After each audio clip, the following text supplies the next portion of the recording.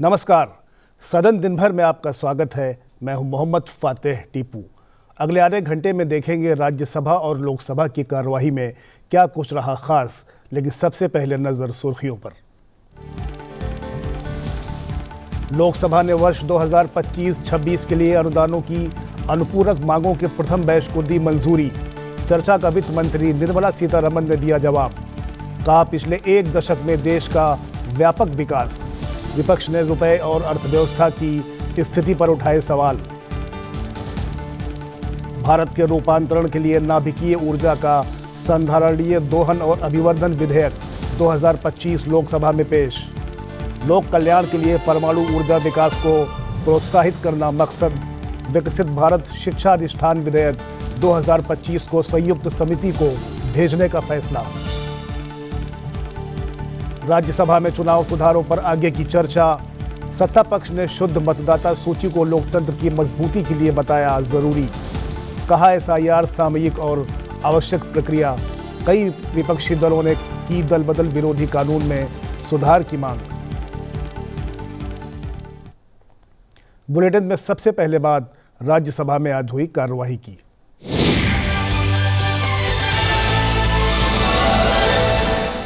राज्यसभा की कार्यवाही की शुरुआत विभिन्न मंत्रालय से जुड़े पत्रों और संसदीय समिति के प्रतिवेदन रखने के साथ हुई। विद्युत मंत्रालय, सूक्ष्म लघु एवं मध्यम उद्यम मंत्रालय, पेट्रोलियम एवं प्राकृतिक गैस मंत्रालय और पर्यटन मंत्रालय, संसदीय कार्य मंत्रालय, रक्षा मंत्रालय, आवासन एवं शहरी कार्य मंत्रालय, जल शक्ति मंत्रालय, नागर विमानन मंत्रालय। वित्त राज्य मंत्री पंकज चौधरी ने CAG का प्रतिवेदन सभा के पटल पर रखा। इसके साथ ही विभाग से संबंधित उपभोक्ता मामलों, खाद्य और सार्वजनिक वितरण संबंधी संसदीय स्थायी समिति का विवरण लोक लेखा समिति की रिपोर्ट सदन में रखी गई। 2 मंत्रियों के वक्तव्य सभा के पटल पर रखे गए। सत्ता पक्ष के सदस्यों ने कल कांग्रेस की रैली में प्रधानमंत्री नरेंद्र मोदी के खिलाफ अभद्र नारे लगाए जाने की राज्यसभा में कड़ी निंदा की। इसके बाद सत्ता पक्ष और विपक्ष के सदस्यों की तीखी नोकझोंक के कारण बनी अव्यवस्था को देखते हुए सदन की कार्यवाही दोपहर 12 बजे तक स्थगित करनी पड़ी। सभापति CP राधाकृष्णन ने विधायी दस्तावेज सदन के पटल पर रखे जाने के बाद जैसे ही कार्रवाई शुरू करनी चाहिए, नेता सदन जगत प्रकाश नड्डा ने इस मुद्दे को उठाया। बहुत ही दुख के साथ और उद्वेलित मन से मैं एक विषय को सदन के सामने लाना चाहता हूं कि कल जो कांग्रेस पार्टी की रैली हुई उसमें नारे लगे, मोदी तेरी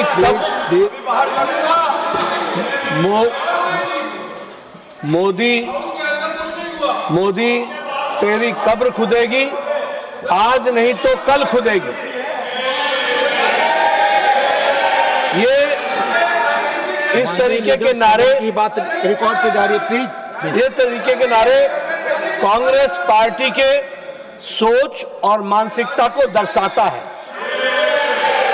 ये नामदारों के झंझलाहट को स्पष्ट इंगित करता है और साथ में इस तरीके की बात कहना एक प्रधानमंत्री जी के खिलाफ और मृत्यु की कामना करना, यह अपने आप में बहुत ही निंदनीय है। इसके लिए हमारे नेता प्रतिपक्ष और कांग्रेस पार्टी के नेता यहां बैठी हैं, आदरणीय सोनिया गांधी जी, इनको देश से माफी मांगनी चाहिए और देश से माफी मांगनी चाहिए। नागरिक उड्डयन मंत्री राम मोहन नायडू ने कहा कि त्योहारी मौकों पर या किसी अन्य कारण से भविष्य में जब भी हवाई किराए में अनुचित वृद्धि होगी तो सरकार कार्रवाई करेगी। वो राज्यसभा में इंडिगो संकट के दौरान किराए की अधिकतम सीमा के बारे में पूछे गए एक पूरक प्रश्न का जवाब दे रहे थे। एयर फेयर्स के बारे में उठाया गया था और ये भी मिनिस्ट्री बहुत सीरियसली इसको ले रही है। जो टैरिफ मॉनिटरिंग यूनिट हमारे DGCA में है, उसको भी और सशक्त करके और सारे रूट्स हम मॉनिटर कर रहे हैं। इंटरनेशनल रूट्स भी अब मॉनिटर करने का किया है, क्योंकि हम वो दबाव एयरलाइंस पे भी हम डालना चाहेंगे, लाना चाहेंगे कि इस तरह से जो अपॉर्चुनिटी से प्राइसिंग के सिचुएशंस कभी कभी जो बन जाते हैं वो ना हो। हमारी मिनिस्ट्री से पूरा इसके ऊपर ध्यान देते हुए हम एयर सेवा में भी एक स्पेसिफिकली हमने टैरिफ मॉनिटरिंग का भी एक सुविधा रखी है, ताकि अगर पैसेंजर किसी को लगता है कि ये प्राइस ये हद से ज़्यादा है, ये इस समय में होना नहीं चाहिए, तो उसका स्क्रीनशॉट भी हमें भेज सकता है, तो हम ज़रूर उस पर ऊपर कार्रवाई करके एयरलाइंस के ऊपर भी एक्शन उसके ऊपर लेंगे। तो बहुत सारे मैकेनिज्म्स हमने इस तरह के हमने बनाए। राज्यसभा में आज चुनाव सुधारों पर फिर से चर्चा हुई। सत्तापक्ष ने शुद्ध और सटीक मतदाता सूची को लोकतंत्र को मजबूत करने के लिए जरूरी बताया, वहीं एसआईआर को सामयिक और आवश्यक प्रक्रिया बताया। सत्तापक्ष ने ईवीएम और एसआईआर को लेकर विपक्ष पर भ्रम फैलाने का आरोप लगाया, वहीं विपक्षी दलों के सांसदों ने ईवीएम और चुनाव आयोग की निष्पक्षता और एसआईआर की पूरी प्रक्रिया में पारदर्शिता अपनाने का आग्रह किया। कुछ विपक्षी दलों ने दल बदल विरोधी कानून में सुधार की मांग की 45 दिनों के बाद हम इसको नहीं रखेंगे, ऐसा क्यों निर्णय किया? मैं सभापति जी कहना चाहता हूं, धारा 81 के अनुसार चुनाव परिणामों को चुनौती देने वाली इलेक्शन पेटिशन जिसको कहते हैं कि समय सीमा 45 दिन है, इसके बाद चुनौती नहीं दी जा सकती। इसलिए 45 दिनों के बाद फुटेज रखने का कोई कानूनी औचित्य नहीं है। इसलिए हमने इसमें जो ये प्रावधान था उसके अनुसार ही संशोधन किया। नेता, नीति और नियत, ये तीनों ठीक होती है तो जनता उसको पसंद करती है। हमारे नेता की नीति भी ठीक है, नियत भी ठीक है, नेता भी पॉपुलर है। आपका नेता इतना पॉपुलर नहीं होगा या तो नीति भी ठीक नहीं है। जल आते ही जीते तो मशीन पावन और हारे तो मशीन रावण, इसका आचरण जब विपक्ष करता है तो वास्तव में लगता है कि जो हमारी लोकतांत्रिक प्रक्रिया के सुधार जो आज चल रहे हैं उन सुधारों में कुछ ना कुछ ऐसी बातें हैं जिनके कारण विपक्ष ये मानता है कि वो जीत नहीं सकता, क्योंकि जनता का दिल नहीं जीतोगे तो आप चुनाव भी नहीं जीत सकते। इसलिए आज का जो चुनाव प्रक्रिया है इसमें बायोमेट्रिक वेरिफिकेशन, डिजिटल सूचीकरण, ऑनलाइन पारदर्शिता, ये Every party has the ability to appoint polling agents who sit in the booth on election day. They cross-check electoral rolls, they highlight any irregularities. So what is very clear, sir, is that if a party does not have a booth-level network, if a party is disorganized, why disqualify and punish parties that are better organized? This is a classic case of a carpenter, bad carpenter blaming his tools.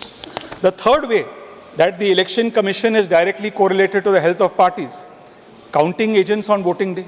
Counting agents do the same thing. They monitor the entire process.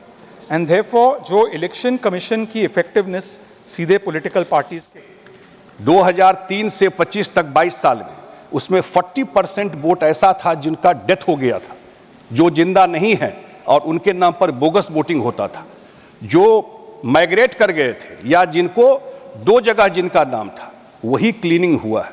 इसलिए SIR या electoral process में जो चीज़ें हो रही है, हमारी party तो खास करके ईवीएम की सबसे बड़ी समर्थक है कि ईवीएम तो कभी नहीं हटना चाहिए। हम लोग देख चुके हैं बिहार में, तो मैं धन्यवाद देता हूं। बुलेटिन में अब बात लोकसभा की कार्रवाई से जुड़ी खबरों की।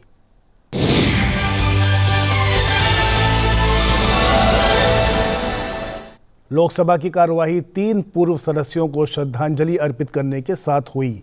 सदन ने दिवंगत पूर्व सदस्यों सुभाष आहूजा, प्रोफेसर सलाहुद्दीन और बालकृष्ण चौहान के योगदान को याद किया और कुछ देर का मौन रखा। माननीय सदस्यगण, मुझे अत्यंत दुख के साथ सभा को अपने 3 पूर्व साथियों के निधन के बारे में सूचित करना है। श्री सुभाष आहूजा मध्य प्रदेश के बैतूल संसदीय निर्वाचन क्षेत्र से 6ठी लोकसभा के सदस्य थे। वे आवास समिति के सदस्य रहे। श्री सुभाष आहूजा का निधन 75 वर्ष की आयु में 18 अगस्त 2025 को बैतूल में हुआ। प्रोफेसर सलाहुद्दीन अविभाजित बिहार और अब झारखंड के गोंडा संसदीय निर्वाचन क्षेत्र से 8वीं लोकसभा के सदस्य थे। प्रोफेसर सलाउद्दीन का निधन 79 वर्ष की आयु में 10 अक्टूबर 2025 को मधुपुर, झारखंड में हुआ। श्री बालकृष्ण चौहान उत्तर प्रदेश के घोसी संसदीय निर्वाचन क्षेत्र से 13वीं लोकसभा के सदस्य थे। वे शहरी और ग्रामीण विकास संबंधी संसदीय समिति के सदस्य भी रहे। श्री बालकृष्ण चौहान का निधन 78 वर्ष की आयु में 16 नवंबर 2025 को नई दिल्ली में हुआ।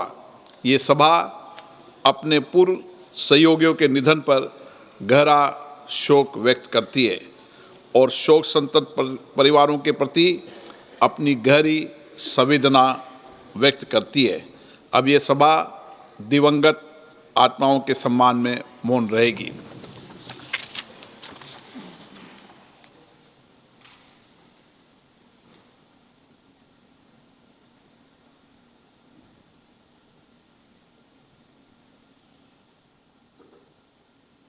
ओम शांति।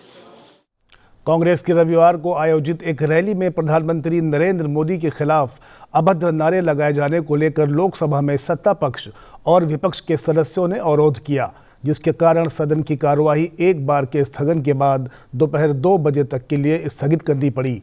सदन में दिवंगत पूर्व सांसदों को श्रद्धांजलि देने के बाद जैसे ही प्रश्नकाल की कार्रवाई शुरू हुई, संसदीय कार्य मंत्री किरेन रिजिजू ने कल कांग्रेस की रैली में प्रधानमंत्री के लिए आपत्तिजनक शब्दों का इस्तेमाल किए जाने की निंदा की। हम लोग एक दूसरे के दुश्मन नहीं है, हम एक दूसरे के विरोधी हैं। 2014 में बीजेपी का एक एमपी ने एक गलत शब्द प्रयोग किया था विरोधियों के ऊपर। प्रधानमंत्री मोदी जी ने तुरंत अपना एमपी को माफी मांगने के लिए कहा और उन्होंने माफी मांगी, क्योंकि हम इस सदन में लोगों के द्वारा चुने हुए प्रतिनिधि के हिसाब से काम करते हैं। कल कांग्रेस के रैली में प्रधानमंत्री मोदी जी का कब्र खोदने के लिए बात कहा गया है। ये इस देश के लिए बहुत दुखद समय है कि कांग्रेस पार्टी ऐसा शब्दों का इस्तेमाल करते हैं और सारे कांग्रेस पार्टी पूरे का पूरे नेतृत्व उस रैली में मौजूद थे और प्रधानमंत्री मोदी जी का कब्र खोदने के लिए इन्होंने नारा लगाया। इस देश के लिए इससे शर्मनाक, इससे ज्यादा दुर्भाग्यपूर्ण कोई चीज नहीं हो सकता है कि देश के प्रधानमंत्री 140 करोड़ के नेता, विश्व में सबसे प्रसिद्ध, सबसे मजबूत नेता आदरणीय प्रधानमंत्री मोदी जी का कब्र खोदने के लिए कांग्रेस के रैली में बात कहा गया है। मैं चाहता हूं कांग्रेस के नेतृत्व माफी मांगना चाहिए, इस सदन के माध्यम से देश से माफी मांगना चाहिए। राज्यसभा में भी, लोकसभा में भी कांग्रेस के अध्यक्ष स्थगित की जाती है। दोपहर 12 बजे कार्यवाही शुरू होने पर जरूरी सरकारी दस्तावेज सदन के पटल पर रखे गए। लोकसभा में पेश किए गए महत्वपूर्ण दस्तावेज संस्कृति मंत्रालय, कौशल विकास एवं उद्यमिता मंत्रालय, शिक्षा मंत्रालय, वित्त मंत्रालय से संबंधित थे। श्रम एवं रोजगार मंत्रालय, पर्यावरण, वन एवं जलवायु परिवर्तन मंत्रालय, पर्यटन मंत्रालय, शिक्षा मंत्रालय और कॉरपोरेट मंत्रालय से जुड़े पत्र रखे गए। लोक लेखा समिति की रिपोर्ट, उपभोक्ता मामले, खाद्य एवं सार्वजनिक वितरण संबंधी स्थायी समिति का विवरण भी पेश किया गया और वित्त राज्य मंत्री तथा पेट्रोलियम एवं प्राकृतिक गैस राज्य मंत्री ने अपने अपने विभागों से संबंधित वक्तव्य दिए। इसके बाद सदन में अवरोध होने पर कार्यवाही दोपहर 2 बजे तक स्थगित कर दी गई। दोपहर 2 बजे सदन की कार्यवाही शुरू होने पर विधायी कार्यवाही शुरू हुई। विधि और न्याय मंत्री अर्जुन राम मेघवाल ने निरसन एवं संशोधन विधेयक 2025 को पेश करने की अनुमति मांगी। Honorable Chairperson, sir, with your kind permission, I rise to move for leave to introduce the repealing and amending Bill 2025, which provides for repealing of certain enactments and to amend certain other enactments. इस पर विपक्षी सदस्यों ने आरोप लगाया कि विधेयक को दिन के कार्यसूची में विधिवत सूचीबद्ध किए बिना लाया गया है। विधेयक में कुछ अधिनियमों को निरस्त करने और कुछ अन्य अधिनियमों में संशोधन करने का प्रावधान है। सत्ता पक्ष ने तर्क दिया कि विधेयक को प्रस्तुत करने में सदन के नियमों का विधिवत पालन किया गया है। बाद में ध्वनि मत से विधेयक पेश किया गया। उच्च शिक्षा संस्थानों के संचालन को एकीकृत, सरल और पारदर्शी बनाने वाले विकसित भारत शिक्षा अधिष्ठान विधेयक 2025 को आज लोकसभा में पेश किया गया। विपक्ष के सुझाव के बाद इसे संसद की संयुक्त समिति को भेजने का निर्णय लिया गया। शिक्षा मंत्री धर्मेंद्र प्रधान ने उच्च शिक्षा से जुड़े बिल को पेश किया।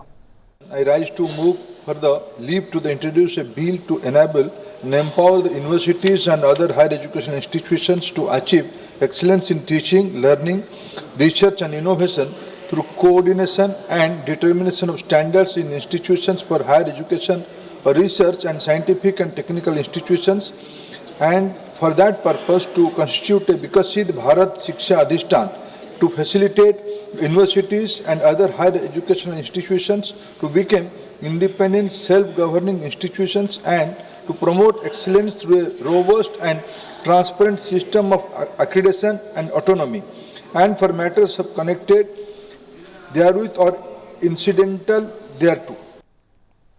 विपक्ष ने विधेयक पेश किए जाने का विरोध करते हुए कहा कि यह शिक्षण संस्थानों की स्वायत्तता का उल्लंघन और उनकी स्वतंत्रता का क्षरण करता है। विपक्ष की मांग को देखते हुए संसदीय कार्य मंत्री किरेन रिजिजू ने पीठासीन अधिकारी से विधेयक को संसद की संयुक्त संसदीय समिति के पास भेजने का आग्रह किया। माननीय मंत्री जी किरेन रिजिजू जी, During the meeting in the Business Advisory Committee, many honorable members have requested that this is a extensive bill and we need further deliberation on this bill.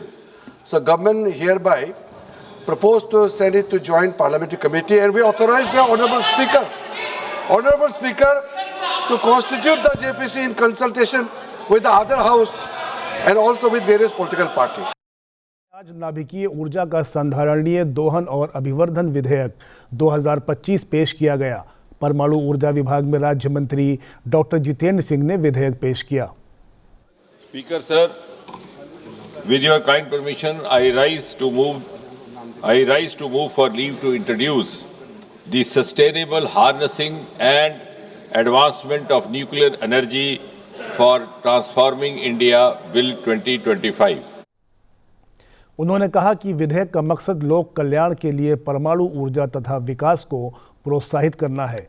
परमाणु विद्युत उत्पादन, स्वास्थ्य देखभाल, खाद्य जल कृषि, उद्योग अनुसंधान, पर्यावरण, परमाणु विज्ञान तथा प्रौद्योगिकी में नवाचार को बढ़ावा देना है।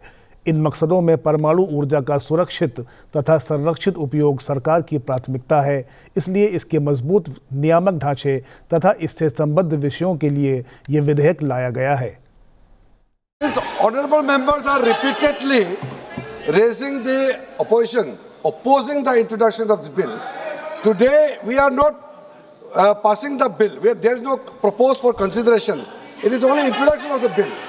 And most of the oppositions are coming, which are repeatedly being mentioned by honorable member, including what Manish Tiwari has mentioned. I have a specific point only. Under Rule 72(1), it is very specific on the legislative competence of this House to bring this legislation. Yes, and under Schedule 7 of the Constitution, in the list of union list at serial number 6, it is very specific. Atomic energy and mineral resources necessary for its production. Yes. So this House has very much have its full legislative competence to bring this bill. And as the Honourable Minister has stated, if there are consideration on merits, it should be brought out at the time of consideration. At this point of time, it is only introduction of the bill. So that will come back. Today we are not putting it for consideration.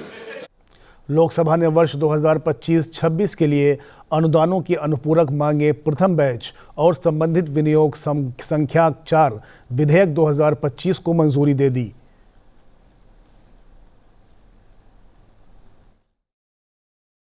Lok Sabha में हुई चर्चा का वित्त मंत्री निर्मला सीतारमण ने जवाब दिया। उन्होंने कहा कि पिछले एक दशक में विकास व्यापक हो गया है। वित्त मंत्री ने कहा कि अनुदान की अनुपूरक मांगें किसी भी सरकार के लिए ज़रूरी होती हैं। उन्होंने कहा कि रक्षा, शिक्षा, कृषि समेत हर क्षेत्र के बजट में बढ़ोतरी हुई है। वहीं विपक्ष रुपए की साख और अर्थव्यवस्था की स्थिति को लेकर सरकार से सवाल किया। Supplementary demands are absolutely necessary for a responsive government. I can't respond to departments or states which ask for funds on certain very critical aspects, saying, no, what I've given you in BAE is the final word, please take off. I can't say that. I will have to be responsive. But yet, I agree. I can't. माननीय वित्त मंत्री जी, थोड़ा बताते रहो, धीरे धीरे सीख जाएंगे। अभी कुछ ट्रेनिंग पार्ट में होते नए नए हैं। So, of course, I granted that I can't have too many supplementary demands. Actually, I like to put on record here, due to the very careful monitoring by the Honorable Prime Minister, I can stand up here and say I've reduced the number of supplementary demands. I don't allow it to be more than two at the extreme. If anything, I'll try to have it just as one supplementary. इस कार्यक्रम में फिलहाल इतना ही। आप देखते रहिए sunset TV. नमस्कार।